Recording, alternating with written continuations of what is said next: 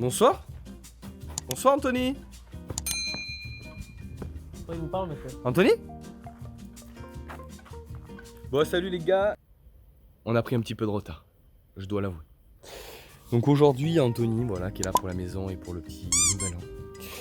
Donc aujourd'hui qu'est-ce qu'on va faire? On va nettoyer cette culasse et on va surtout décaper là cette partie là pour enlever toute la crasse de merde.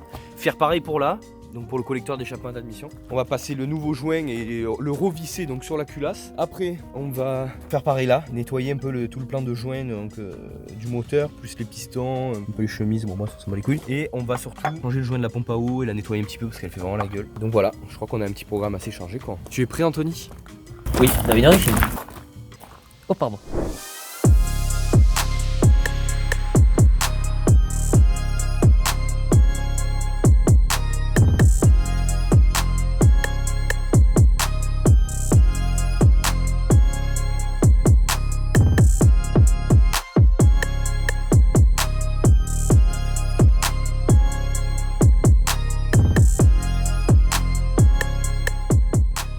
Anthony a bien nettoyé le petit collecteur d'échappement d'admission. Bon ça sert à rien de frotter plus, hein, de toute façon on n'est pas dedans, hein. Ça suffira pour que ce soit bien étanche. Et du coup maintenant on va s'attaquer à ça là. On va bien poncer mais avec du grain très très fin pour surtout pas faire de micro rayures qui pourraient empêcher que ce soit étanche. Et voilà, bah écoutez, à de suite les amis, on va faire ça. A few moments later. Non mais attends, mais ouais, mais si tu veux Ah faire oui, ça, je suis con. il manque. J'avais pas vu la merde. Attends, juste un petit.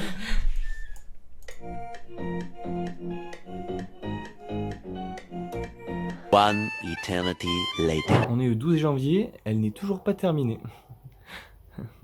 Donc voilà en vrai, j'espère que vous avez passé de bonnes fêtes de fin d'année frérot, bonne année 2020. La petite résolution pour cette année c'est de finir cette Twingo. On est sur la bonne voie, toutes les pièces présentes sont nettoyées. On va voir un peu l'état du moteur. Donc voilà, il n'y a pas eu de... J'avais bien tout protégé donc c'est nickel. Ouais jugez pas, c'est des mouchoirs. La dernière fois, il n'y avait plus de WD-40, on s'est un peu excité sur la bombe. Donc j'avais commandé le 27 décembre les pièces, donc les vis de culasse et du nettoyant frein. Elles sont arrivées le 10 janvier je crois. Petit problème de retard. Donc voilà, j'en ai pris 5, mais là j'en ai pris que 2 aujourd'hui. Hein, ouais. Plus les vis et les rondelles. Je savais pas qu'il fallait les changer. Puis je regarde un peu sur des forums et tout le monde conseillait, donc je me suis dit ouais j'ai pas envie de le redémonter une fois si jamais il y a une des vis qui pète ou je sais pas quoi. Oh là, qu'est-ce qu'il fait? Voilà, donc du coup j'ai pris l'initiative, voilà, de tout commander. Bon allez, on va tout installer frérot, et c'est parti. Bon là du coup je vais m'occuper d'enlever ce joint là, que j'ai eu beaucoup de mal donc l'année dernière, petite blague. Ok. La pourrie à enlever, il va falloir vraiment tout enlever sinon ce sera pas étanche. Et du coup pareil sur le bloc, là. Donc voilà, je pense qu'aujourd'hui ça va être ça parce qu'il est quand même déjà je crois 16h. Alors le soleil est bientôt se couchette. Donc en gros, même si la pompe à eau on la mettra après, qu'on va déjà préparer, au moins ce sera plus facile. Et après peut-être remonter le collecteur d'échappement si il nous reste du temps et mettre son nouveau joint. C'est parti.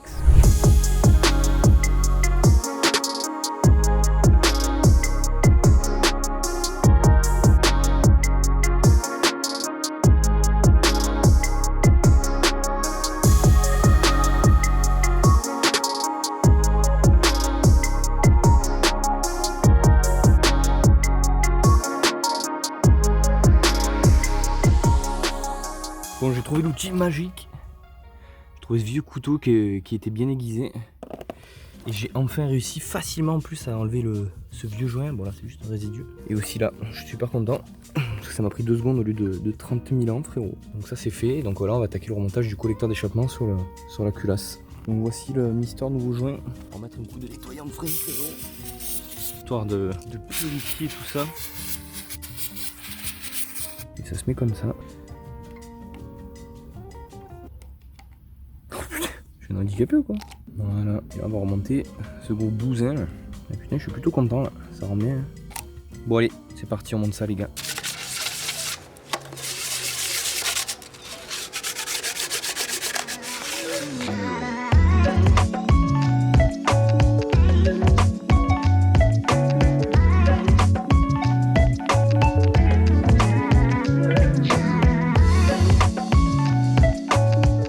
Joris le con avait oublié qu'il y avait un établi au fond du jardin. Donc au lieu de travailler accroupi, ben voilà, on va travailler debout, c'est plutôt pas mal.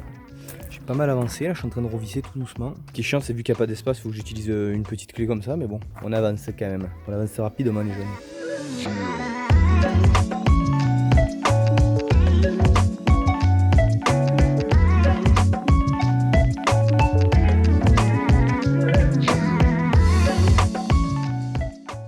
Et voilà, c'est bon, il est monté le kiki. Bon là j'ai remarqué que j'avais arraché le... Et celui-là je l'ai pas dans le kit. Donc je sais pas comment faire. Soit je le commande, soit je le refais avec du papier canson. Ce qui est une... Je sais pas si c'est une bonne idée, mais ça me fait un petit peu peur, frérot. Je l'ai arraché comme un con en plus. Je pense qu'on va reculasser là. Je pense que c'est ça la prochaine étape en vrai. On va regarder dans la RTX. Il a morflé lui. Mon pauvre bébé. Alors, on se souvient de la page. Un petit caillou. Alors, on repose. Déposer la bride. J'en ai pas mis. Bon ouais, on va remonter la culasse là. Les centreurs, j'en ai pas. Allez, c'est parti, on va un peu nettoyer ça là. On va remonter la bestiole. C'est parti les amis. J'essaie de vérifier si la culasse est plate, mais bon, ça a l'air bon, hein. Bon, sur les côtés hein, où je peux. J'ai regardé déjà, enfin la culasse, le bloc là, je fais pareil sur la culasse, ça m'a l'air bon. Mais bon, c'est vraiment une technique de blédard parce que normalement ça se fait au marbre. Écoute, on va voir ça. Ah putain, pas fini demain. Hein. Il me reste des choses à faire là. On va poser le nouveau joint. Les pistons sont assez propres. Là, ils ont l'air sales à la caméra, mais en vrai, ça va, franchement. C'est juste de la surface. Je vais pas les racler comme un enculé. De toute façon, ça sert à rien. Et du coup, ben, je vais déballer. Je vais lâcher la caméra là pour déballer celui-là. C'est parti! Donc là, faut bien faire gaffe. Il y a une marque top. Donc top. Donc c'est le dessus. Et il n'y a pas marqué. Non, voilà. Donc c'est bien dans ce sens là. Oh, qu'il est beau. Donc j'ai pas de centreur, mais on va essayer d'être précis. Hein. On va redétoyer quand même un coup parce que j'ai peur de ne pas avoir assez nettoyé. Et voilà, là j'ai un beau joint de culasse. Oh, putain, il est pas léger hein. Donc oui, il faut bien changer toutes les vis. Pour ceux qui se posaient la question, moi je savais pas. Vraiment, elles se font tirer la gueule au cours du temps, donc il faut les changer, sinon ça risque de pas aller. Où va la rondelle déjà? Je sais même plus. Ah bah je crois. Je suis en con. Hein. Donc faut toujours vérifier que ce soit les mêmes. Hein. Pareil con, on dit comme ça, mais bon, t'arrives d'oublier. Donc là, on voit bien que c'est les mêmes. Ça a eu l'ancienne à droite, la nouvelle. Donc voilà, l'ancienne, on la dégage. Hein. Elle va là, et la nouvelle, elle va aller sur ma petite culasse. Hein. Putain, ta merde. Oups, c'est lourd. Oups, c'est lourd. Putain, mais ça sert à quoi d'aller à la salle, sérieux? Oh, c'est tellement lourd. Allez.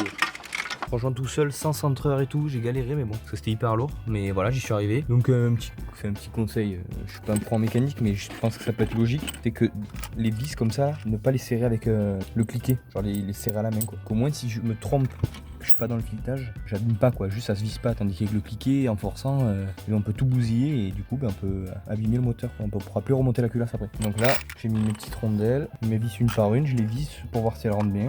Elles rentrent bien, donc voilà. Et je les visse une par une. Et après on va serrer au couple. Donc voilà. Donc j'ai juste amené les vis à contact. Donc c'est à dire que je les ai vissées. Bah celle-là elle n'y est pas encore. Je les ai vissées vraiment gentiment juste pour qu'elles collent. Elles collent mais qu'elles soient pas serrées à fond. Et maintenant on va les serrer au couple. Donc je l'ai jamais fait mais on va essayer de. On va apprendre hein, de toute façon. Comme tout depuis le début. Donc voilà, il faut le faire dans cet ordre là. Et avec le couple de serrage. Vis de culasse. Première phase 2. Filet et sous-tête huilée. Putain j'ai pas fait ça. On va chercher de l'huile. Bon, j'ai trouvé cette antiquité, frérot. Il y a de l'huile dedans, de la bonne en plus. Donc, filet et sous-tête. Ah, sous-tête, ça doit être avant la rondelle, je pense. Donc, 2 M par kilo, déca-newton. Comment on met 2 là-dessus? C'est en newton-mètre là. Je crois qu'il faut faire x10, donc ça doit être 20. Donc, 20, on y est là. Non? Bon, on va essayer de la régler parce que là, une main, c'est pratique. Bon, j'ai vérifié sur internet, c'est bien ça. Donc là, c'est 2 mètres déca-newton. 2 mètres par déca-newton, donc ça donne 20 newton-mètres. On n'a plus qu'à mettre notre embout dessus et c'est parti. Hein. On va égraisser les vis plus les rondelles. Donc il faut tout desserrer alors que j'avais tout serré, super. Bon, on vient de tout dévisser, tout graisser, tout revisser. Et maintenant, on va utiliser ça. J'ai jamais utilisé, c'est parti. Hein. On est bien sur 20 et on va dans l'ordre. J'ai un petit peu peur là. Hein. C'est quand même l'étape un peu cruciale du projet.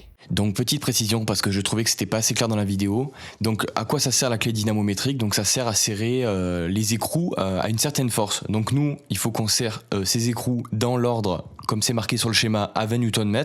Après, il faut attendre 3 minutes que le joint se fasse. Après, il faut tout desserrer, resserrer à 20 Nm et rajouter 90 degrés d'angle avec l'outil que je vous ai montré. Donc là, dans la vidéo, le problème que j'ai rencontré, c'est qu'à 20 Nm, la clé claque très peu. Donc pour ceux qui ne connaissent pas, la clé claque quand elle atteint la force désirée. Donc ici 20 Nm. Et donc je vais serrer, je vais pas entendre le claque et donc je vais dépasser largement les 20 Nm.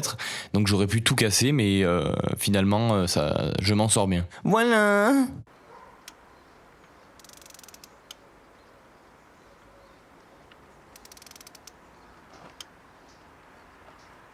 Il est serré.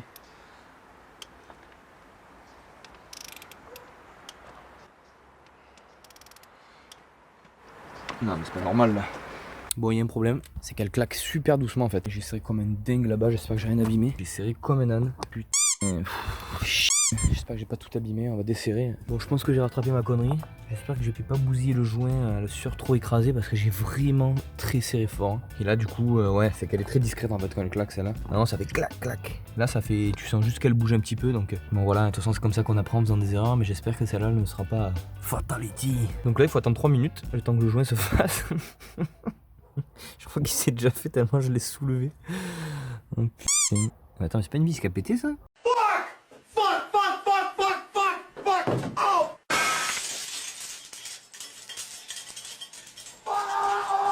Ok. Oh putain. Qu'est-ce que c'est? Oh putain, c'est pas celle-là. Ah bah si c'est celle-là, ça se voit. C'est un chicot la vis là. Putain. Il m'arrive que des merdes. Mais putain, j'ai pas vu plus tôt ça. Oh. Qui est gland celui-là. Bon, on attend 3 minutes. Bon, j'ai eu de la chance, j'ai réussi à enlever le petit bout de vis que j'avais pas vu au début. Quoi. Je pensais que c'est une petite tige fait exprès. Joris le con, on voit bien qu'elle est pétée en plus. Ah ouais, on voit très bien là. Il est tout explosé.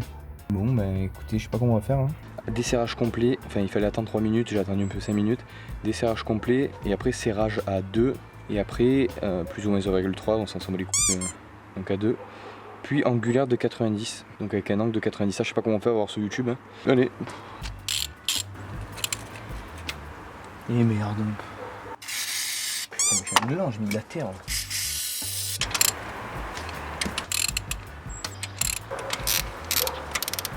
Ok.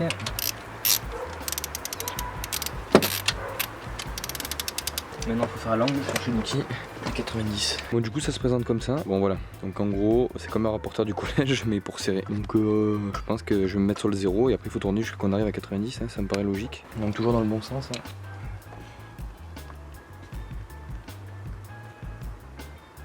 Hein. Okay. Oh bah là je suis content d'aller à la salle, je peux te le dire. Hein. Donc pour vous expliquer vite fait, donc en gros on voit pas très bien mais c'est pas très grave. On se met sur 0 et puis on serre l'écrou jusqu'à que l'aiguille attienne, dans mon cas 90 degrés. Je savais pas comment on fait, mais c'est avec un petit peu de logique on a quand même se démerder quoi. Donc là je me remets sur le 0, bien sûr au contact. Hein. Déjà je me mets, voilà là je suis au contact, je me mets sur le 0, là on va aller jusqu'à 90, c'est parti.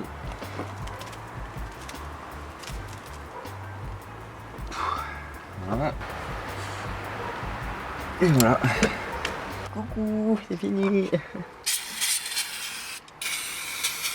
Bon comme je disais, c'est bon, tout est remonté, j'ai bien tous ces recouples. Je l'ai pas filmé, mais j'ai versé de l'huile là parce que je les avais vraiment dégraissés à fond. Donc pour le premier redémarrage, qu'ils tournent pas sans huile et qu'ils se cassent quoi. Donc là on va remettre placer les tiges de culbuteur et la rampe de culbuteur. Ouais bah elle a pas été déposée moi. Les tiges, donc c'est ce qu'on avait enlevé au début. Donc ils sont là, ces petites tiges. Qui sont dans l'ordre toujours. Ça, c'est les vis de la culasse, on peut les dégager. Elles sont toujours dans l'ordre. Putain, mais elles vont peut-être plus être dans l'ordre. Allez, du coup, on va les mettre et je vous reprends après. Bon, on a un petit problème. Donc les tiges de culbuteur qu'on voit là, j'arrive pas à les faire passer dessous. Donc je vais faire tourner le moteur là. Je vais les faire tourner, c'est qui rentrent tous quoi. Bon, j'arrive pas à les mettre même en faisant tourner, donc il va falloir déposer la rampe de culbuteur. Je le ferai de même parce que là, il fait nuit quoi. Surtout qu'on a bien avancé, on a reculassé, on a mis le collecteur d'échappement. Demain on va mettre donc les tiges de culbuteur, donc on va enlever la rampe et on va remonter tout le reste et j'espère démarrer demain. À demain les amis, bisous.